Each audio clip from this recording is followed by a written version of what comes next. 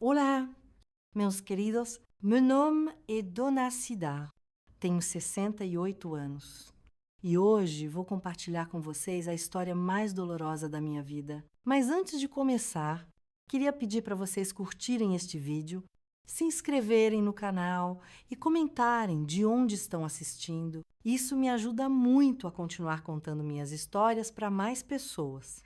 Vocês estão confortáveis? Pegaram o cafezinho ou o chazinho de vocês? Então, vamos começar.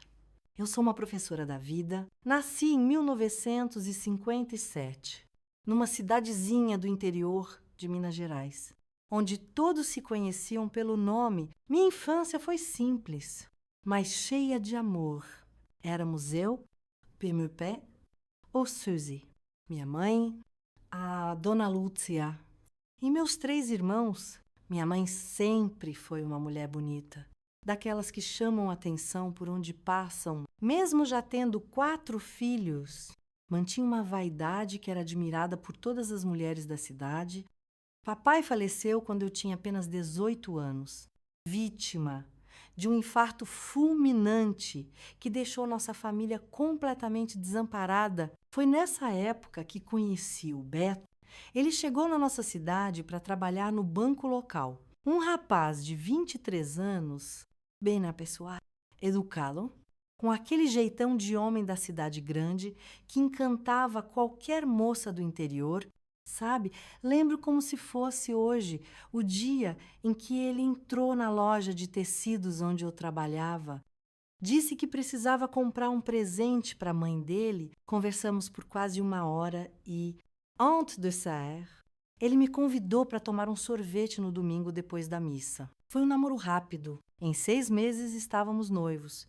E com 1 ano nos casamos. Minha mãe parecia tão feliz com o meu casamento que se envolveu em todos os detalhes. Viu? Agora entendo que talvez houvesse outros motivos para tanto entusiasmo. Nos primeiros anos, éramos muito felizes. Construímos nossa casa com muito sacrifício, tijolo por tijolo.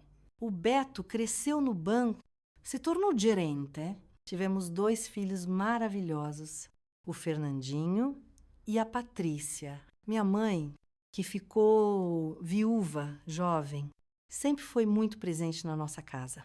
Nossa, que sorte a sua ter uma mãe tão prestativa, dizia. Minhas amigas, eu acreditava nisso com todo o meu coração. No início, eram pequenos sinais que eu escolhia ignorar. O Beto começou a trabalhar até mais tarde no banco. Várias vezes por semana, quando chegava em casa, tomava banho antes mesmo de me cumprimentar. Minha mãe passou a aparecer sempre muito arrumada, com perfumes novos que dizia ter ganhado de uma amiga da capital. Nas reuniões de família, notei olhares que duravam mais do que deveriam. Toques aparentemente inocentes que me incomodavam sem que eu soubesse por quê. Completamos 25 anos de casamento com uma grande festa. Foi naquele dia que meu mundo começou a desmoronar. Embora eu só fosse descobrir isso 5 anos depois, tem uma foto daquele dia. Eu não melhor. O Beto à minha direita, minha mãe à minha esquerda, os 3 sorrindo. Hoje vejo nos olhos deles um segredo compartilhado que me excluía completamente. Aos 30 anos de casamento, eu já tinha 53. O Beto, 58. E minha mãe, 75 anos. Mesmo com a idade, ela mantinha aquela vaidade impressionante. Naquela tarde de abril, voltei mais cedo da casa da minha filha. A Patrícia tinha ido ajudar com um bebê recém-nascido, meu primeiro netinho, mas a Patrícia disse que estava tudo sob controle e que eu podia descansar um pouco. Decidi fazer uma surpresa para o Beto, que estava de folga naquele dia. O portão estava destrancado, o que achei estranho. Entrei sem fazer barulho. Pensando em surpreendê-lo, foi quando ouvi risadas vindas do nosso quarto. Reconheci imediatamente a voz da minha mãe, aquela risada característica que ela dava quando estava especialmente contente. Deveria ter batido na porta, anunciado minha presença. Qualquer coisa, mas algo me fez girar a maçaneta silenciosamente. O que vi naquele quarto, na nossa cama, jamais sairá da minha memória. Meu marido e minha mãe, envoltos nos lençóis que eu mesma havia trocado naquela manhã. Meu Deus! Não gritei, não chorei, não fiz escândalo. Fechei a porta tão silenciosamente quanto abri e saí de casa. Caminhei por horas pela cidade, tentando processar o que tinha visto. Quando voltei para casa, eles estavam na sala, assistindo televisão, como se nada tivesse acontecido. O Beto me perguntou onde eu estive. Com aquela falsa preocupação que agora eu reconhecia claramente, minha mãe disse que tinha passado para deixar um docinho que fez especialmente para mim. Sentei entre eles e sorri. Foi naquele momento que decidi. Eles pagariam caro por cada minuto de humilhação que me fizeram passar. As semanas seguintes foram um teste para minha sanidade. Continuei tratando os dois normalmente, talvez até com mais carinho do que antes. Observava atentamente cada movimento, cada olhar trocado. Quando pensavam que eu não estava vendo, comecei a prestar atenção nas contas, nos horários, nos detalhes que antes deixava passar. Descobri que o caso deles provavelmente tinha começado logo nos primeiros anos do meu casamento. 30 anos de traição, de mentiras, de enganos. Em uma tarde, enquanto arrumava o escritório do Beto, algo que raramente fazia, encontrei um conjunto de cartas antigas guardadas em uma caixa de charutos no fundo de uma gaveta. Eram cartas da minha mãe para ele, datadas de poucos meses após nosso casamento. O conteúdo era explícito demais para eu repetir aqui, mas deixava claro que o caso deles começou praticamente junto com o meu casamento. Foi aí que nasceu o meu plano. Não seria uma vingança impulsiva, movida pela raiva momentânea. Seria algo calculado, frio, que atingiria os dois exatamente onde mais doeria, na frente de toda a comunidade que os respeitava tanto. Comecei sugerindo ao Beto que deveríamos renovar nossos votos de casamento para celebrar nossos 30 anos juntos. Ele hesitou inicialmente, mas insisti, tanto que acabou concordando. Minha mãe, claro, se ofereceu imediatamente para ajudar em todos os preparativos. Será a festa mais bonita que esta cidade já viu. Ela prometeu, sem saber que estava ajudando a preparar sua própria humilhação pública, durante 6 meses. Planejei cada detalhe daquela festa. Convidei todos da cidade, amigos, familiares, colegas de trabalho, vizinhos. Ninguém poderia faltar. Contratei o melhor buffet, decoração impecável, música ao vivo. Gastei uma grana preta, mas sabia que cada centavo valeria a pena. Paralelamente, comecei a movimentar as peças do meu outro plano, abri uma conta bancária secreta e, pulso a pulso, fui transferindo pequenas quantias do nosso dinheiro conjunto, dinheiro que eu também ajudei a ganhar ao longo dos anos, trabalhando como professora e depois como diretora da escola municipal. Vendi discretamente algumas joias que ganhei ao longo dos anos, incluindo presentes que o Beto me dava nos aniversários de casamento. Provavelmente, movido pela culpa, também passei a conversar casualmente com o Beto sobre a importância de garantirmos nosso futuro. Sugeri que poderíamos expandir o pequeno sítio que tínhamos herdado dos pais dele e transformá-lo num negócio familiar. Ele adorou a ideia, especialmente quando mencionei que poderíamos construir uma casa menor lá para quando nos aposentássemos, para ficarmos só, nós dois. Pois disse, segurando as mãos dele, olhando naqueles olhos mentirosos, com a ajuda do meu filho, o Fernandinho, que é advogado, mas sem revelar minhas verdadeiras intenções. E, claro, preparei todos os documentos necessários para transferir o sítio exclusivamente para o meu nome. Disse ao Beto que era apenas uma formalidade, uma questão de organização para o futuro negócio. Ele assinou todos os papéis, sem sequer ler. Luz direi, confiando cegamente em mim. A ironia não me escapou. Enquanto isso, a festa de renovação de votos se aproximava. Minha mãe e o Beto estavam completamente envolvidos nos preparativos, achando que eu estava ocupada demais com outros detalhes para anotar os momentos que roubavam juntos. E eu sorria, fingia não ver e continuava com meu plano. Uma semana antes da festa, contratei um sobrinho de uma amiga que trabalhava com produção de vídeos. Pedi a ele que preparasse uma retrospectiva da nossa vida juntos, usando fotos e vídeos familiares. Quero surpreender meu marido com memórias dos nossos 30 anos de união. Expliquei. Entreguei a ele uma seleção cuidadosa de fotos e vídeos felizes, momentos que pareciam retratar um casamento perfeito. O que ninguém sabia é que eu tinha um segundo conjunto de imagens.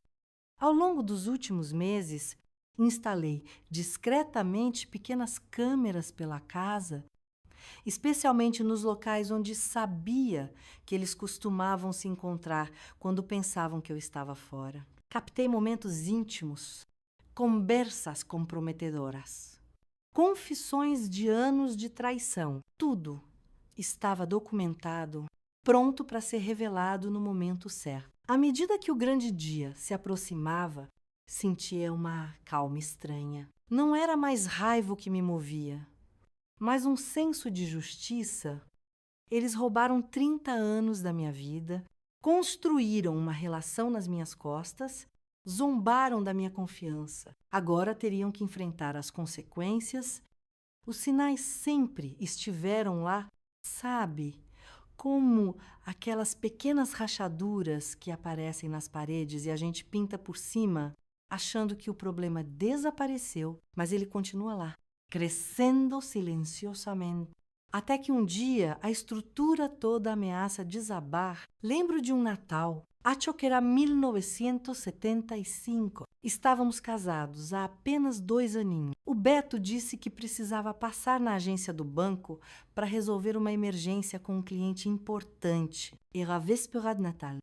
Quem resolve problemas bancários na véspera de Natal, minha mãe, que estava conosco para a ceia? Sugeriu que eu terminasse de preparar o peru enquanto ela ia à missa do galo. Curioso como ambos saíram quase ao mesmo tempo e voltaram também com poucos minutos de diferença, minha mãe com o batom levemente borrado, o Beto com um botão da camisa fechado no lugar errado, eu notei, mas convenci a mim mesma que estava imaginando coisas. M1981. O meu pé, ou Suzé, estava no hospital. Nos seus últimos dias de vida, revezávamos para ficar com ele. Numa noite em que era meu turno, recebi uma ligação do Beto, dizendo que precisava buscar uns documentos no hospital para o seguro. Achei estranho o horário, já passava das 10 da noite. Quando saí brevemente para tomar um café, vi os dois no corredor. O Beto segurava a mão da minha mãe, consolando-a.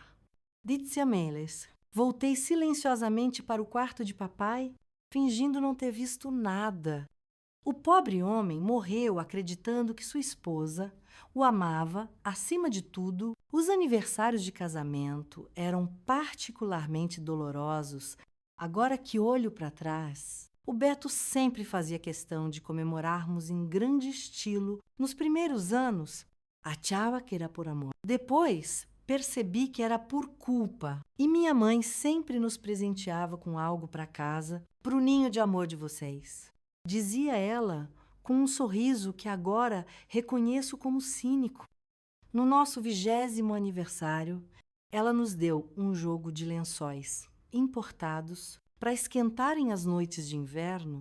Disse piscando pro Beto. Na época, Interpretei como uma brincadeira de sogra. Hoje sei que era uma piada particular entre amantes. Houve uma vez, acho que em 1992, que encontrei um brinco desconhecido no carro do Beto.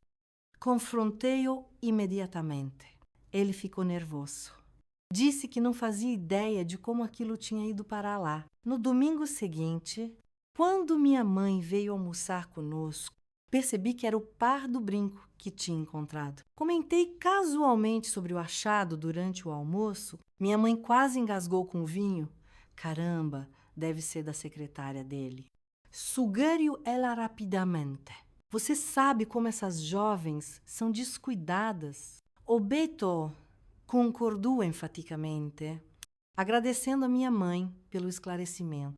Mais uma peça do quebra-cabeça que me recusei a montar. Os anos 90 foram particularmente difíceis. Nossos filhos adolescentes demandavam atenção. Eu tinha acabado de assumir o cargo de diretora na escola e o Beto estava cada vez mais distante. As reuniões no banco se multiplicavam. Às vezes chegava em casa cheirando a perfume feminino. É o perfume da gerente regional, explicava.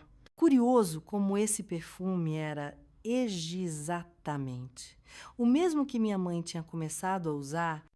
Minha mãe, sempre tão presente, sempre tão prestativa, aparecia sem avisar quando eu estava no trabalho, vinha ajudar com a casa, dizia quando eu voltava e a encontrava lá a roupa de cama.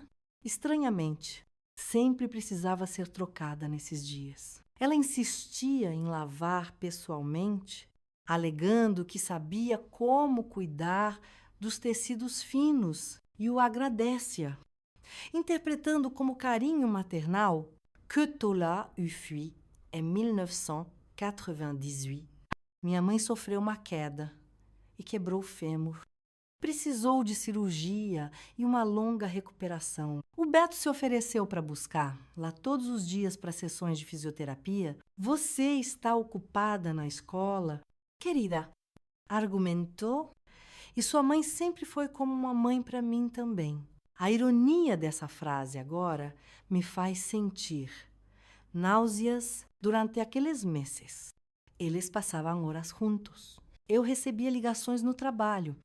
Não se preocupe, vamos demorar um pouco mais na fisioterapia hoje. E eu, sempre confiante, sempre cega, agradecia pela consideração. Nossos filhos cresceram sem suspeitar de nada. Ou, pelo menos é o que espero. O Fernandinho se formou em Direito e se mudou para São Paulo. A Patrícia casou-se cedo e foi morar em Belo Horizonte com a casa mais vazia.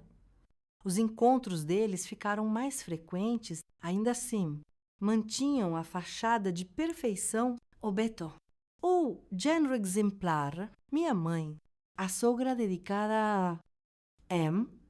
2002. Fizemos uma viagem para o Nordeste, nossa primeira grande viagem em anos. O Beto sugeriu que convidássemos minha mãe. Ela está sozinha e adoraria conhecer Fortaleza. Disse ele. Durante aquela semana, percebi várias vezes os dois sumindo juntos. Fomos comprar água. Estávamos vendo as barracas de artesanato. Sempre tinham uma desculpa pronta. Numa noite, acordei e não encontrei o Beto na cama. Saí para procurá-lo e o encontrei na varanda do hotel. Aos sussurros ao telefone, precisamos ser mais cuidadosos.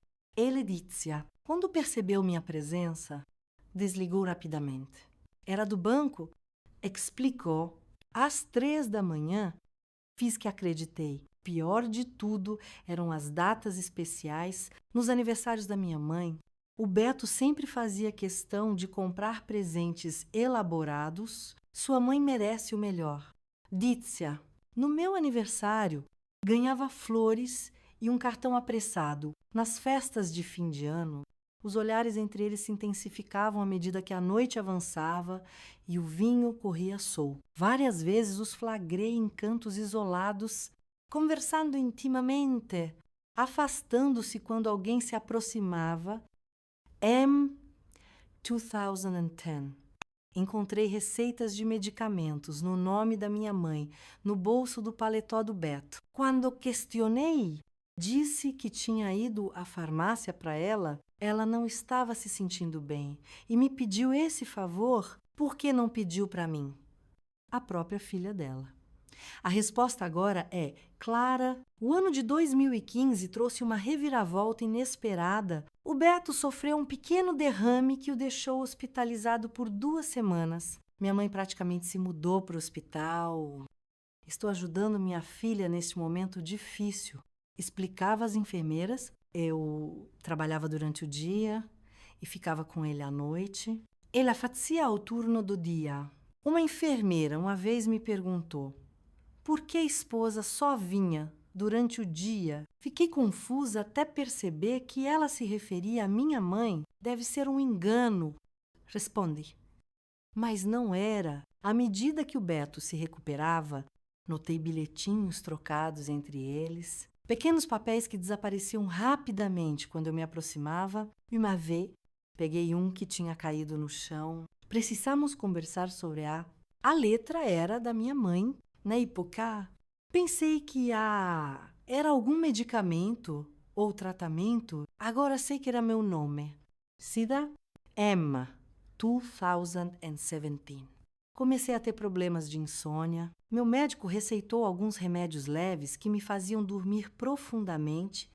Numa dessas noites, acordei brevemente com a sensação de que havia alguém no quarto. Entreabri os olhos e vi o Beto vestindo-se silenciosamente. Olhei para o relógio. 2h30 da manhã. Não, dia seguinte. Perguntei se ele tinha saído da cama durante a noite. Você deve ter sonhado, querida. Respondeu com um beijinho na testa. Naquele mesmo dia, minha mãe apareceu com um bolo surpresa. Tive insônia e resolvi assar de madrugada. Explicou. Os últimos anos antes da descoberta foram repletos desses momentos, pequenos fragmentos de evidência que eu deliberadamente ignorava, o celular que o Beto nunca deixava por perto, as chamadas que atendia, afastando-se para outro cômodo, as mensagens que apagava apressadamente, as visitas da minha mãe, que coincidiam estranhamente com as reuniões de emergência no banco. M. 2019. Encontrei um recibo de motel no bolso da calça do Beto. Quando confrontado, inventou uma história elaborada sobre um amigo que estava tendo um caso e pediu para ele reservar o quarto. Acreditei. Não, mas aceitei a explicação porque a verdade era dolorosa demais para enfrentar. No início de 2020, pouco antes da pandemia, minha mãe começou a ter problemas de saúde. Nada grave, mas suficiente para que o Beto demonstrasse uma preocupação excessiva. Insistiu que ela se mudasse temporariamente para nossa casa, assim podemos cuidar dela melhor. Argumentou. Durante as 6 semanas que ela ficou conosco, percebi os olhares, os toques, acidenté, os sussurros quando achavam que eu não estava por perto. Foi durante a pandemia que as coisas começaram a ficar mais evidentes. Com todos em casa, os encontros ficaram mais difíceis para eles. A tensão era palpável. O Beto ficava irritado por qualquer coisa. Minha mãe ligava várias vezes por dia com desculpas cada vez menos convincentes. Só queria saber se precisa de alguma coisa do mercado. Dizia. Mesmo sabendo que estávamos fazendo todas as compras online, no Natal de 2021, já com as restrições mais flexíveis, fizemos uma pequena reunião familiar. Meu filho Fernandinho veio de São Paulo com a namorada. Durante o jantar, ele mencionou casualmente que tinha visto o carro do Beto estacionado perto do prédio da vovó várias vezes nos últimos meses, quando passava para deixar compras para ela. Que bom que você está cuidando da vovó, disse olhando para mim. O Beto quase engasgou com o peru. Minha mãe derrubou a taça de vinho. Pela primeira vez, permiti-me considerar abertamente o que vinha suspeitando há décadas. Então, veio aquela tarde de abril de 2022, a descoberta final. irrefutável. Depois de 30 anos vivendo uma mentira, finalmente encarei a verdade. E ao contrário do que eles poderiam esperar, aquela verdade não me destruiu, me libertou. Libertou-me para planejar meticulosamente. Como reconstruiria minha vida depois de expor a deles ao escrutínio público que tanto temiam? Após aquela tarde de abril que mudou tudo, voltei para casa e fiz o que ninguém esperaria. Absolutamente nada. Não confrontei, não gritei, não chorei na frente deles. Em vez disso, beijei o Beto, como sempre fazia.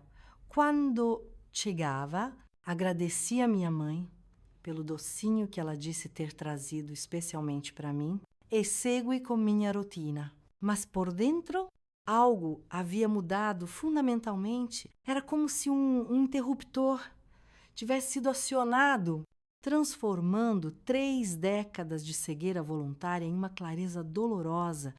Naquela mesma noite, deitada ao lado do homem que havia me traído por toda a nossa vida de casados, elaborei as primeiras linhas do que se tornaria o plano perfeito. Não seria uma vingança impulsiva, motivada pela raiva imediata. Seria algo calculado, frio, executado com a mesma paciência que eles tiveram para me enganar por 30 anos. Na manhã seguinte, abri um caderno novo e comecei a documentar tudo: datas, horários, desculpas usadas, comportamentos suspeitos.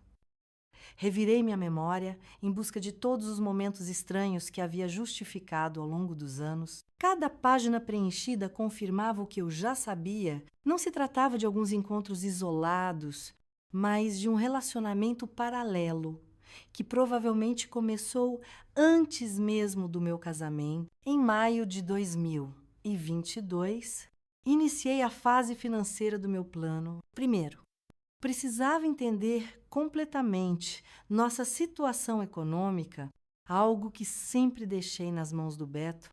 Pedi para ver os extratos bancários, alegando preocupação com a aposentadoria que se aproximava.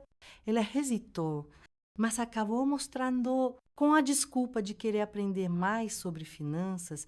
Comecei a assumir algumas responsabilidades administrativas, ganhando acesso a senhas e documentos. Foi chocante descobrir que o Beto tinha uma conta separada que recebia depósitos regulares. Quando questionado, disse que era uma previdência privada que estava guardando como surpresa para nossa aposentadoria. Aceitei a explicação com um sorriso, enquanto secretamente fotografava todos os documentos. Em junho, fiz minha primeira jogada concreta, abri uma conta bancária exclusivamente em meu nome, em um banco diferente do que usávamos. Comecei a transferir pequenas quantias mensais, valores que não chamariam atenção, mas que ao longo do tempo se acumulariam significativamente. Também comecei a vender discretamente algumas joias menos usadas. Para cada peça vendida, inventava uma história. Emprestei para Patrícia. Deve estar naquela caixa no sótão. Não uso há anos. Talvez tenha doado. Em julho, marquei uma consulta com um advogado numa cidade vizinha, onde ninguém me conhecia. Queria entender meus direitos em caso de divórcio por infidelidade comprovada. O advogado explicou que, com evidências concretas, eu teria vantagens consideráveis na divisão de bens. Foi quando percebi que precisaria de provas irrefutáveis. Em agosto, com a desculpa de modernizar a casa, instalei discretamente pequenas câmeras em áreas estratégicas. Não nas áreas íntimas, eu ainda mantinha algum senso de decência, algo que eles claramente não tinham, mas em locais onde frequentemente os flagrava em conversas sussurradas, o escritório, a varanda dos fundos, a sala, quando eu supostamente não estava. Também instalei um gravador no carro do Beto e um aplicativo espelho no celular dele Durante uma noite em que ele tomou os remédios para dormir, setembro trouxe as primeiras evidências concretas, gravações de conversas explícitas, mensagens de texto inequívoco, imagens que não deixavam dúvidas sobre a natureza do relacionamento deles. Cada nova descoberta era como uma facada, mas me mantive firme no propósito. Arquivei tudo metodicamente, criando cópias digitais armazenadas em diversos locais. Foi em outubro, enquanto revisava nossos documentos fiscais antigos, que encontrei algo verdadeiramente perturbador, transferências regulares da conta conjunta para a conta pessoal da minha mãe, que o Beto justificava como ajuda para a sogra nos registros. Estas transferências começaram poucos meses após nosso casamento e continuaram por décadas. Estávamos falando de uma quantia considerável ao longo dos anos, dinheiro nosso, do nosso trabalho e economia que ele desviava para ela. Nesse mesmo mês, surgiu a oportunidade perfeita. Durante um jantar com amigos, alguém mencionou um casal que havia renovado votos após 50 anos de casamento. Olhei para o Beto com olhos brilhantes de falsa admiração e disse: não seria maravilhoso se fizéssemos isso nos nossos 30 anos? Ele engasgou com o vinho. Mas diante dos amigos, não podia recusar. A semente estava plantada em novembro. Apresentei formalmente a ideia da renovação de votos planejada para abril de 2023, coincidindo exatamente com nosso tristecinto aniversário. Falei com tanto entusiasmo. Pintei uma imagem tão perfeita da celebração que o Beto acabou cedendo. Minha mãe, quando soube, ofereceu-se imediatamente para ajudar. Ninguém conhece o gosto da minha filha melhor do que eu, disse ela com aquele sorriso que agora me causava arrepios. Dezembro de 2022 foi crucial. Com o pretexto das festas de fim de ano, convidei toda a família para nossa casa, incluindo meu filho Fernandinho. Aproveitando sua formação em direito, pedi-lhe ajuda para organizar alguns papéis. Expliquei que queria fazer uma surpresa para o Beto, transformando o pequeno sítio que tínhamos herdado dos pais dele num projeto de aposentadoria. O Fernandinho, sem suspeitar de minhas verdadeiras intenções, preparou todos os documentos necessários para transferir a propriedade exclusivamente para o meu nome. Na véspera do Natal, entre sorrisos e champanhe, apresentei os documentos para o Beto assinar. É só para começarmos o projeto do sítio. Querido, um presente de Natal antecipado para nossa aposentadoria. Ele assinou sem ler, como eu sabia que faria. Naquele momento, o sítio, o único bem que estava apenas no nome dele, tornou-se legalmente meu. Janeiro de 2023. Foi dedicado aos preparativos da festa, contratei o melhor buffet da região, reservei o salão mais elegante da cidade, encomendei decorações elaboradas. O Beto começou a mostrar preocupação com os gastos, mas eu tranquilizei. É uma celebração única. Querido, 3 décadas merecem algo especial.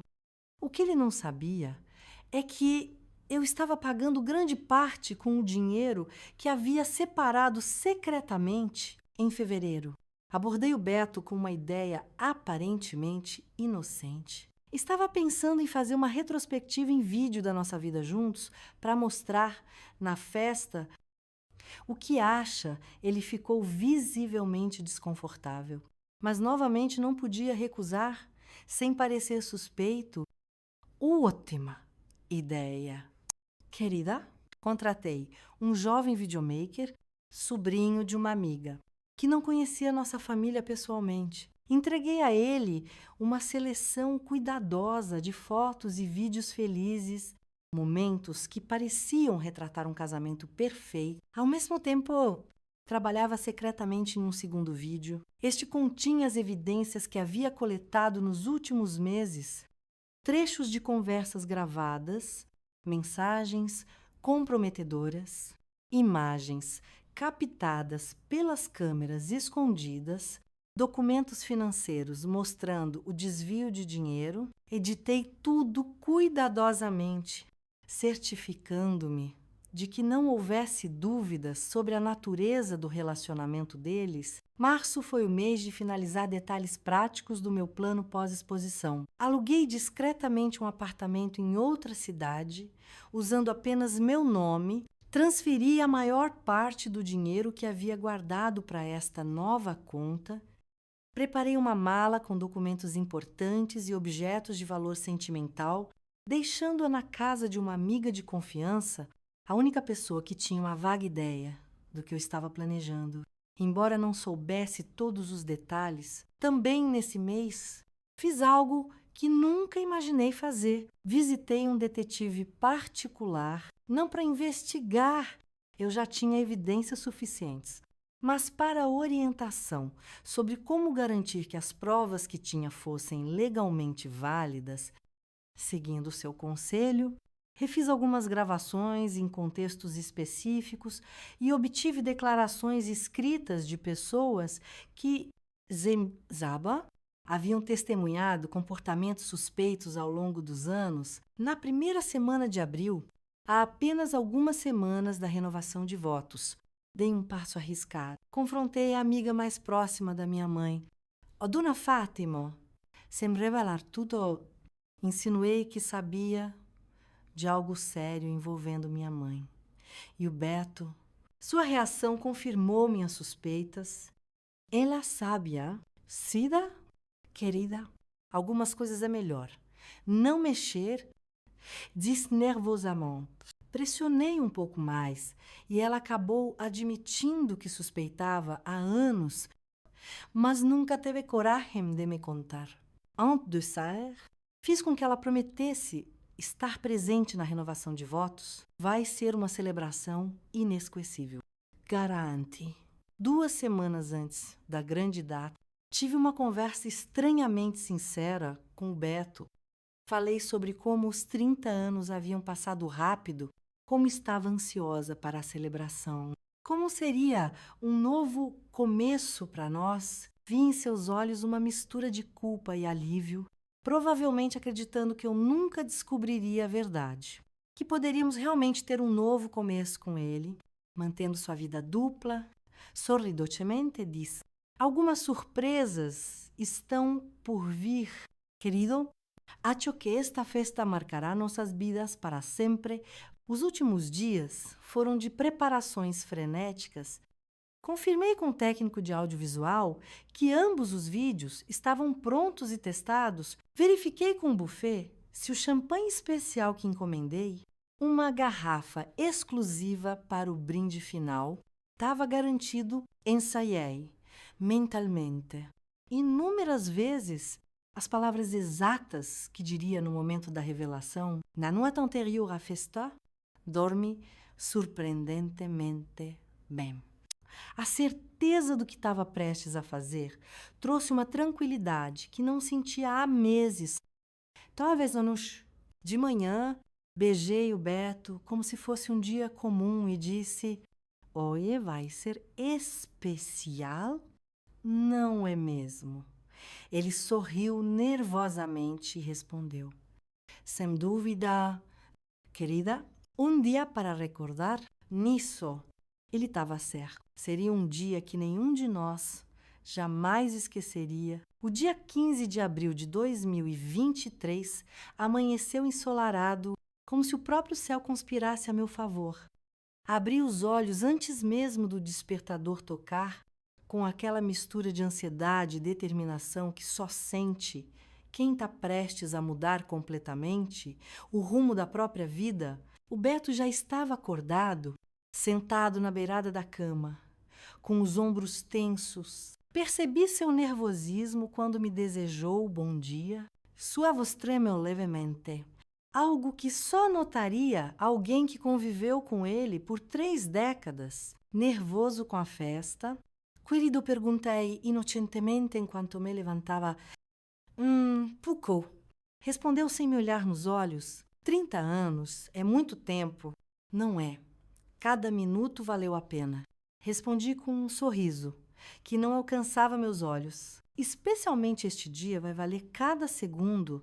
O telefone tocou às 7h30 em ponto. Era minha mãe, ansiosa como sempre, para assumir o controle. Cida, querida, já estou a caminho do salão de festas para supervisionar a decoração. Não se preocupe com nada. Obrigada, minha mãe. Respondi com uma doçura calculada. Não sei o que faria sem você na minha vida. As palavras tinham um duplo sentido que ela jamais perceberia. Passei a manhã no salão de beleza, permitindo-me esse pequeno luxo. Queria estar deslumbrante para o que estava por vir. Escolhi um vestido azul marinho, não branco, pois não havia inocência alguma para celebrar elegante e sofisticado que havia comprado secretamente semanas antes.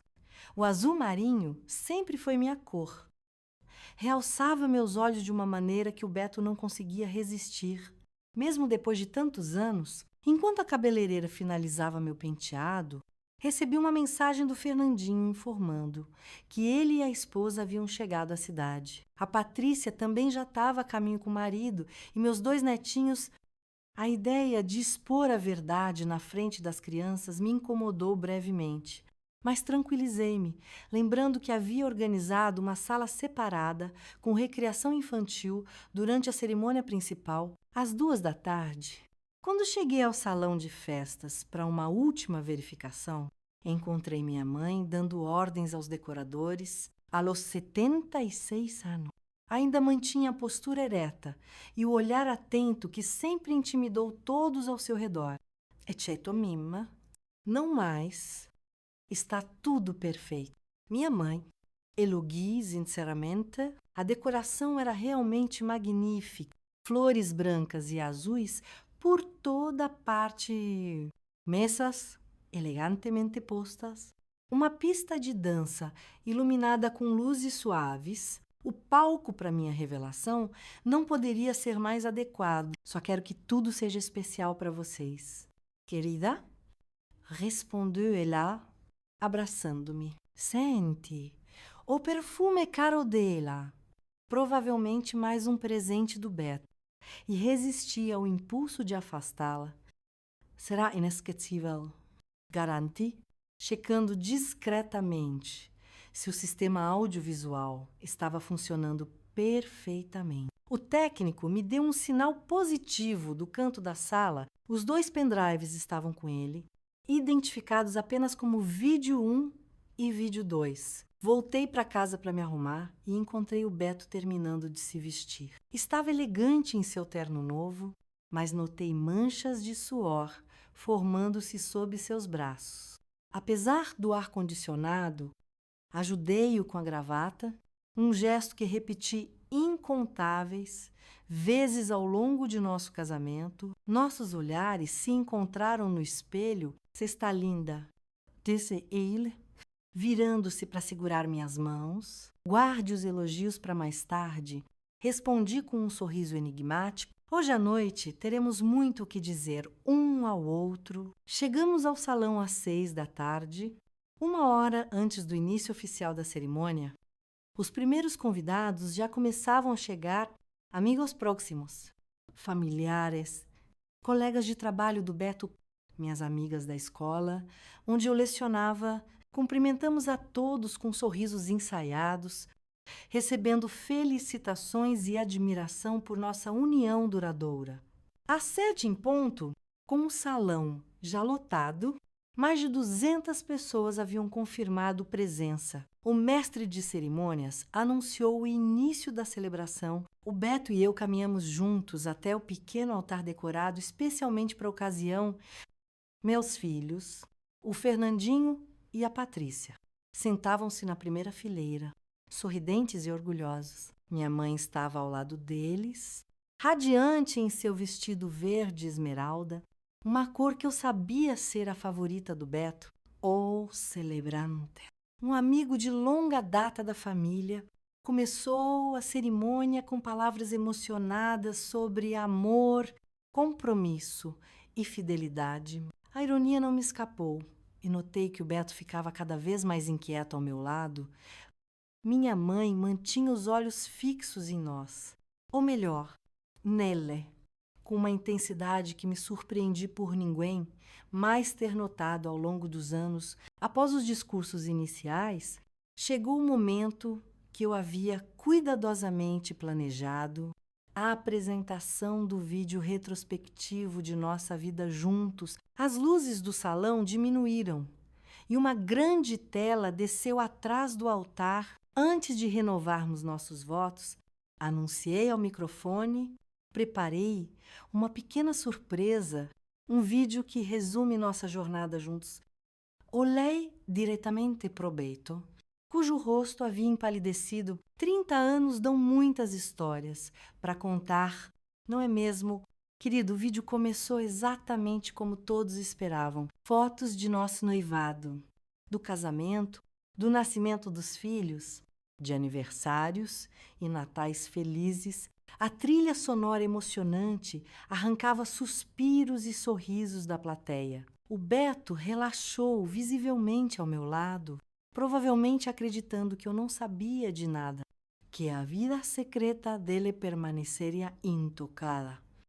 Então, após exatos 7 minutos de recordações felizes, a tela ficou preta por alguns segundos. Sente o Beto tensionar novamente. Quando a imagem retornou, não eram mais fotos de família, mas sim a primeira das evidências que eu havia coletado ao longo dos meses. Uma gravação clara do Beto e da minha mãe em nosso próprio escritório, em um momento de intimidade que não deixava dúvidas sobre a natureza do relacionamento deles. Um murmúrio confuso espalhou-se pelo salão.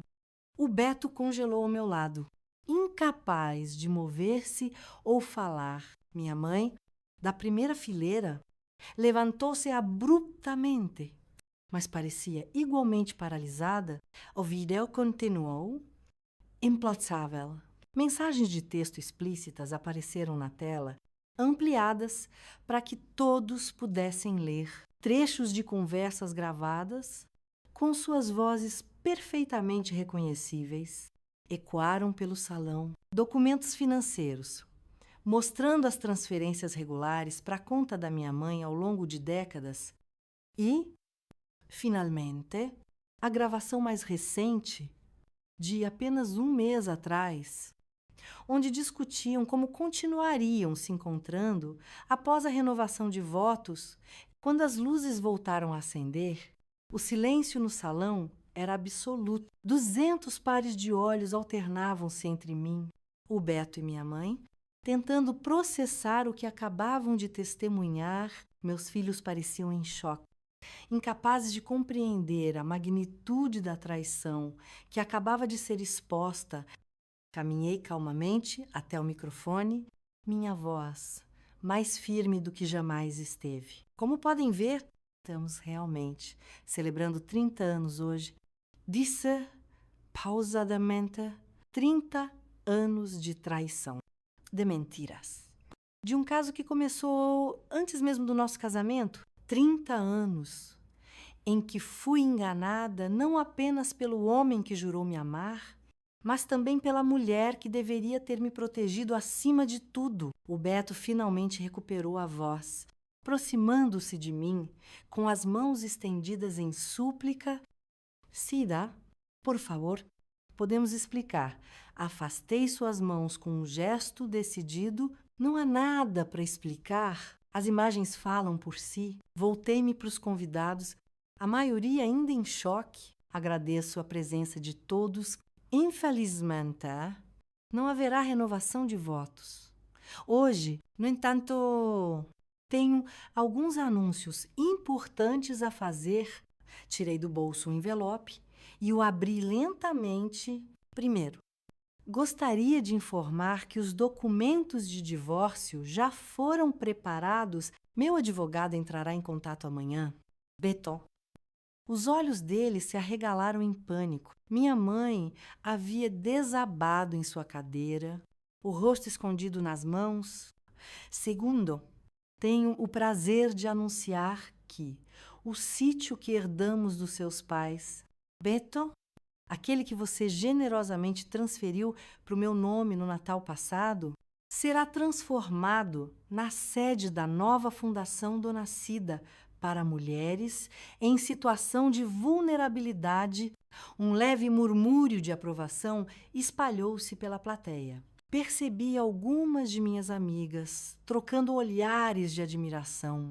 Por fim, gostaria de informar que todas as economias conjuntas que consegui recuperar, aproximadamente 60% do que tínhamos, foram transferidas para uma nova conta. Metade desse valor será dividida entre nossos filhos. Olhei para o Fernandinho e para a Patrícia, que ainda pareciam atordoados. A outra metade financiará meu novo começo. Voltei-me diretamente para o Beto e para minha mãe. Quanto a vocês dois, estão livres para ficarem juntos agora. Sem mentiras, sem encontros secretos. Livres também para explicarem a todos, inclusive aos seus netos, a natureza da relação de vocês. Tirei minha aliança e a coloquei sobre a mesa mais próxima. O tilintar do metal no silêncio do salão pareceu ecoar indefinidamente a festa contínua. Anunciei, surpreendendo a todos: o buffet está pago. A música está contratada. O champanhe está gelado. Considerem isso minha celebração de libertação. Quanto a mim, tenho um avião para pegar. Foi nesse momento que o Beto finalmente reagiu, correndo em minha direção. Você não pode fazer isso. É nossa vida, nossa casa, nosso dinheiro. Encarei-o com uma calma que o fez recuar. Era nossa vida. Beto, você e minha mãe fizeram as escolhas de vocês por 30 anos. Roger, eu fiz a minha. Caminhei em direção à saída, parando apenas para abraçar meus filhos e garantir que conversaríamos no dia seguinte. Enquanto atravessava o salão, senti os olhares de todos me seguindo. Não havia vergonha em meus passos, apenas a dignidade de quem finalmente reclamou o controle da própria história no estacionamento. O táxi que havia encomendado já me aguardava. Através das janelas do salão, vi a confusão que se instalara. O Beto gesticulava freneticamente, tentando explicar o inexplicável. Minha mãe permanecia sentada, aparentemente em estado de choque. Meus filhos estavam juntos, consolando-se mutuamente diante da revelação que acabavam de testemunhar. Entrei no táxi com apenas uma pequena mala. Tudo o que precisava para os próximos dias estava no apartamento que havia alugado secretamente. O motorista, alheio ao drama que eu acabara de encenar, perguntou-me rotineiramente: para o aeroporto, senhora, sim. A respondi, sentindo o peso de 3 décadas se dissipando de meus ombros. Para o aeroporto, por favor. Enquanto o carro se afastava, olhei uma última vez para o salão iluminado. 30 anos de mentiras haviam terminado em uma noite de verdade. Não sentia alegria. Não exatamente, mas uma profunda sensação de justiça cumprida. E pela primeira vez em muito tempo, o futuro parecia cheio de possibilidades. O táxi me deixou no aeroporto às 21h45 daquela noite inesquecível. Embarquei no voo das 23h30 para Florianópolis, uma cidade onde nunca havia estado, mas que sempre desejei conhecer. Escolhi propositalmente um destino que não tivesse conexão alguma com minhas memórias anteriores. Durante as 2 horas de voo, senti uma mistura confusa de emoções. Alívio, tristeza, medo do desconhecido e, surpreendentemente, uma leveza que não experimentava há décadas. Cheguei à 00:30, hospedando-me em um pequeno hotel próximo à praia, que havia reservado semanas antes. Usando apenas meu primeiro nome, dormi profundamente pela primeira vez em meses, sem pesadelos, sem acordar sobressaltada, imaginando onde o Beto estaria ou com quem. Na manhã seguinte, O telefone tocou às 8 horas. Era o Fernandinho. Meu filho. Sua voz soava embargada entre a raiva e a incredulidade. Onde você está? Mãe? Estamos todos preocupados. Estou bem? Filho! Precisava desse distanciamento. Como está sua irmã? Destruída. Estamos todos. É difícil processar. Por que não nos contou antes? E vocês teriam acreditado contra seu pai e sua avó. O silêncio que se seguiu foi sua resposta. Combinamos que ele e a Patrícia viriam me encontrar na semana seguinte. Quando eu tivesse mais estabelecida, não revelei minha localização exata. Ainda não estava pronta para que o Beto soubesse onde me encontrar naquele mesmo dia. Recebi um e-mail do meu advogado informando que o Beto havia sido notificado oficialmente sobre o divórcio. Aparentemente, ele estava devastado e queria uma chance de se explicar. Instruiu o advogado a manter toda a comunicação estritamente profissional e relacionada apenas aos procedimentos legais. Minha mãe também tentou contato, dezenas de mensagens de voz, cada uma mais desesperada que a anterior. Em sua última tentativa, chegou a dizer que tudo era culpa do Beto, que ele a havia manipulado todos esses anos. Deletei todas sem responder. A capacidade dela de se eximir de culpa, mesmo agora, só confirmava que minha decisão havia sido a correta. Os primeiros dias em Florianópolis foram de adaptação. Aluguei um pequeno apartamento mobiliado com vista para o mar, usando parte das economias que havia separado. Era um espaço simples, mas talvez o primeiro lugar que pude chamar verdadeiramente de meu em toda a minha vida adulta. Uma semana após minha chegada, como combinado, o Fernandinho e a Patrícia vieram me visitar. Estavam mais calmos, mas ainda procurando compreender a dimensão do que havia acontecido. A Patrícia trouxe algumas fotos antigas que havia resgatado da casa antes que o Beto pudesse destruir. Lá ele está vendendo tudo. Conto, ela é casa. Os carros, esvaziando contas. Vovô mudou-se para lá temporariamente, mas eles mal se falam agora. O que as pessoas estão dizendo? Perguntei, tentando não demonstrar que me importava com a opinião alheia. A cidade inteira não fala de outra coisa, respondeu o Fernandinho. Alguns defendem o pai, dizem que você exagerou na exposição pública, mas a maioria está ao seu lado, especialmente as mulheres. Conversamos por horas. Chorei pela primeira vez desde a noite da revelação. Não pelo casamento perdido, mas pelo tempo perdido, pelos anos que dediquei a uma mentira. Meus filhos choraram comigo antes de partirem. A Patrícia segurou minhas mãos firmemente. Você merece ser feliz. Mãe, de verdade, foi o início de um processo lento de reconexão com meus filhos. A traição não havia sido apenas contra mim, mas contra toda a nossa família. Eles também precisavam de tempo para processar que parte de sua história tinha sido construída sobre mentiras. Maio de 2023 trouxe os primeiros desafios legais. O Beto contestava a transferência do sítio, alegando que não sabia o que estava assinando. Meu advogado apresentou evidências de que ele estava plenamente consciente durante a assinatura, incluindo fotos do momento. O juiz decidiu a meu favor e a propriedade permaneceu em meu nome. Em junho, concretizei o projeto da fundação. Usando o sítio como sede, estabeleci um centro de apoio para mulheres em situações vulneráveis, especialmente vítimas de relacionamentos abusivos. Contratei assistentes sociais, psicólogas e advogadas. Não era apenas sobre vingança contra o Beto, era sobre transformar minha dor em algo positivo.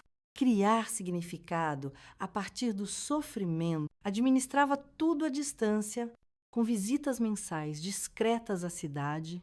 Julho de 2023 marcou a finalização do divórcio. O Beto finalmente aceitou os termos, percebendo que as evidências contra ele eram esmagadoras e que qualquer contestação apenas prolongaria a humilhação pública dele. Assinei os documentos finais, sem sentir qualquer nostalgia, apenas o alívio de um capítulo encerrado. Usando parte do dinheiro recebido na separação, matriculei-me em um curso de arteterapia.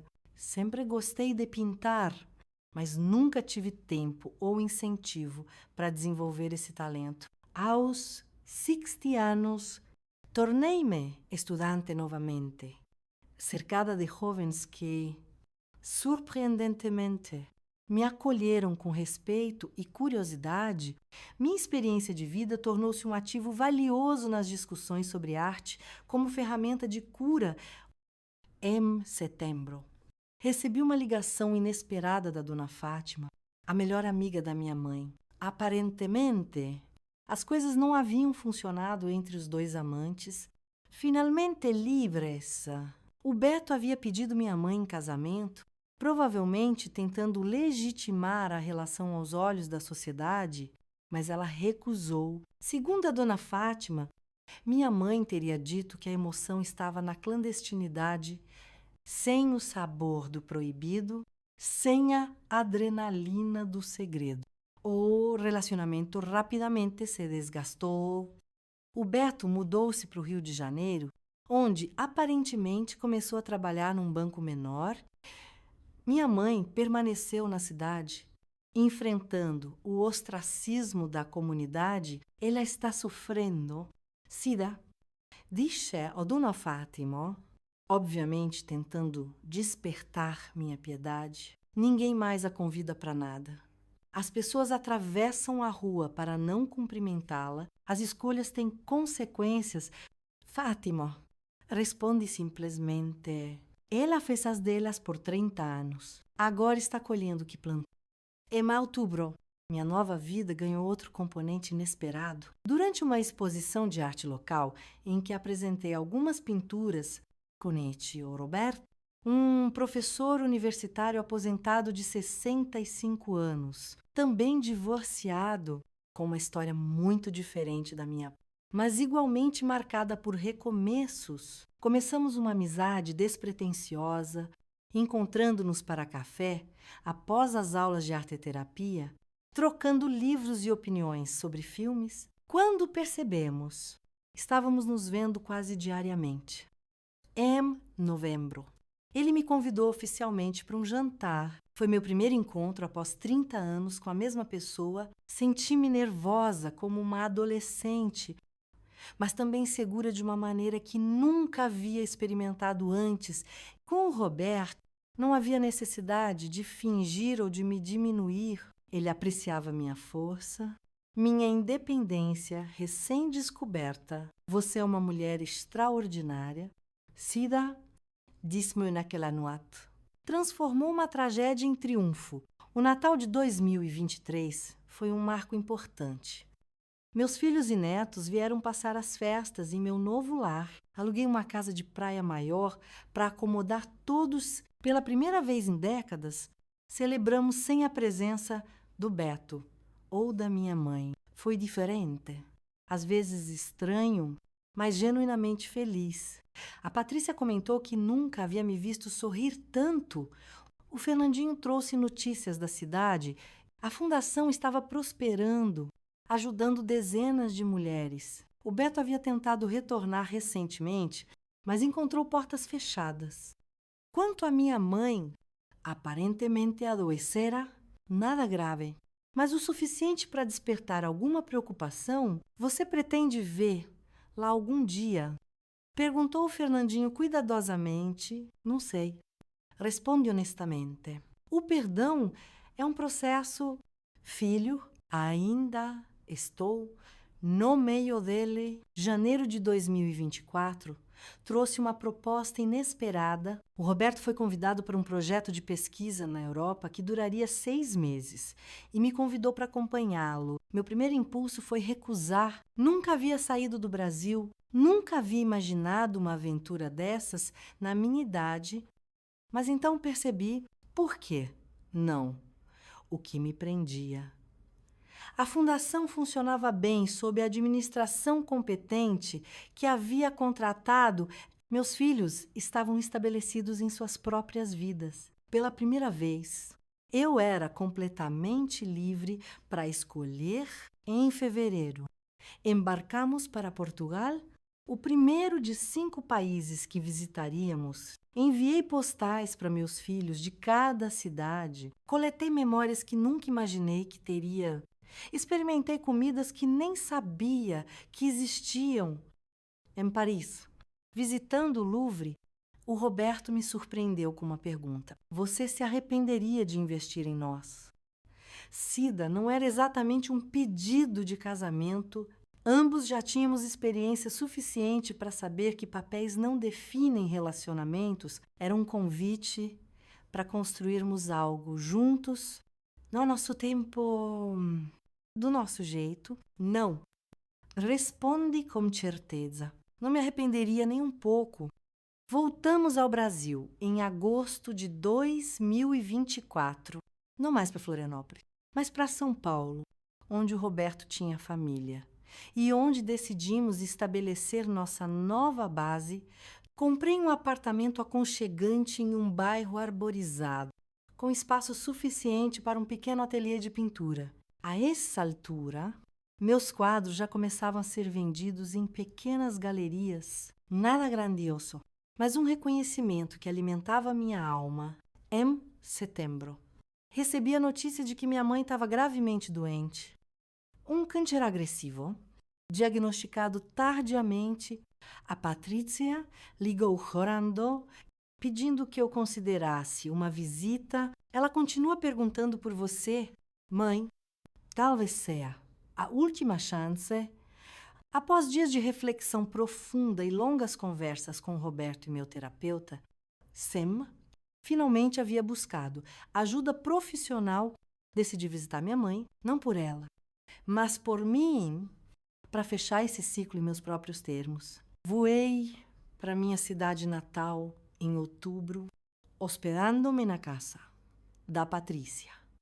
Minha mãe estava no hospital, visivelmente fragilizada pela doença. Quando entrei no quarto, seus olhos se encheram de lágrimas.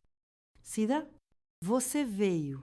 Sentei-me ao lado de sua cama, sem tomar sua mão, mantendo uma distância calculada. Vem, me perdoa. Perguntou diretamente, sua voz fraca. Não estou aqui para isso. Minha mãe, estou aqui para dizer que, apesar de tudo que você fez, consegui encontrar paz. Não é sobre perdão ou reconciliação. É sobre encerramento. Ela fechou os olhos, lágrimas escorrendo por suas faces enrugadas. Entendo, eu não mereço mais que isso. Conversamos por quase 1 hora, não sobre o passado. Não havia nada a acrescentar ali, mas sobre minha nova vida.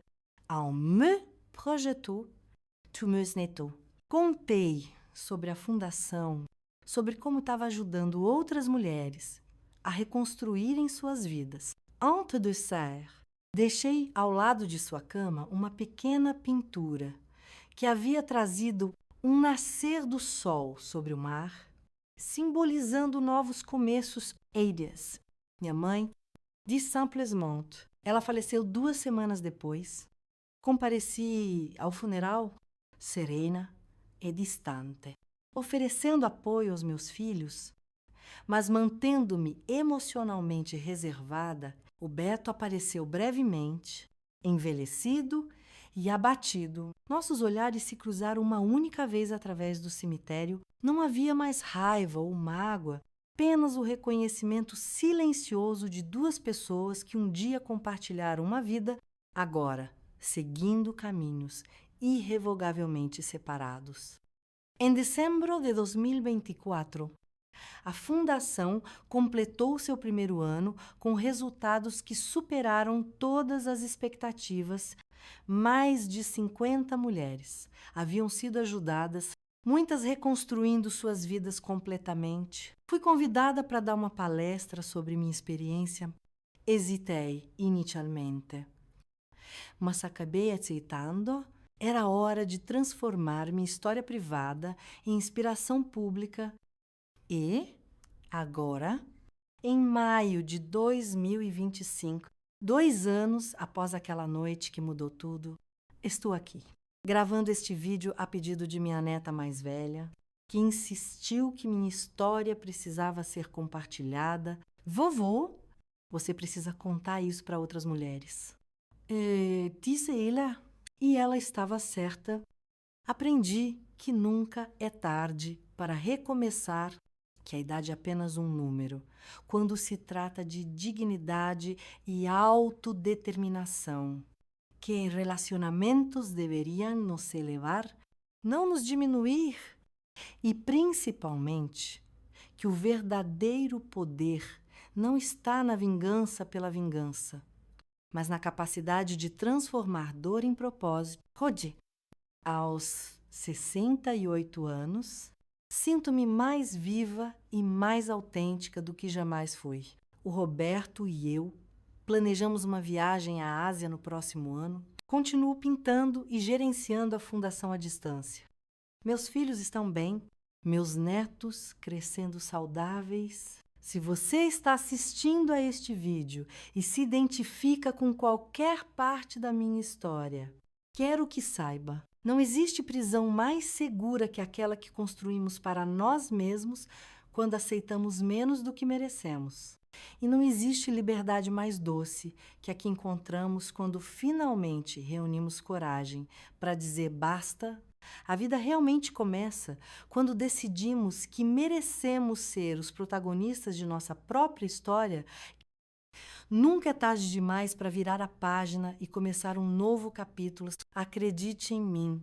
Eu sei do que estou falando. Meus queridos, se vocês gostaram da minha história, não se esqueçam de curtir o vídeo, comentar, compartilhar e se inscrever. Um grande abraço da vovó Cida. Até a próxima!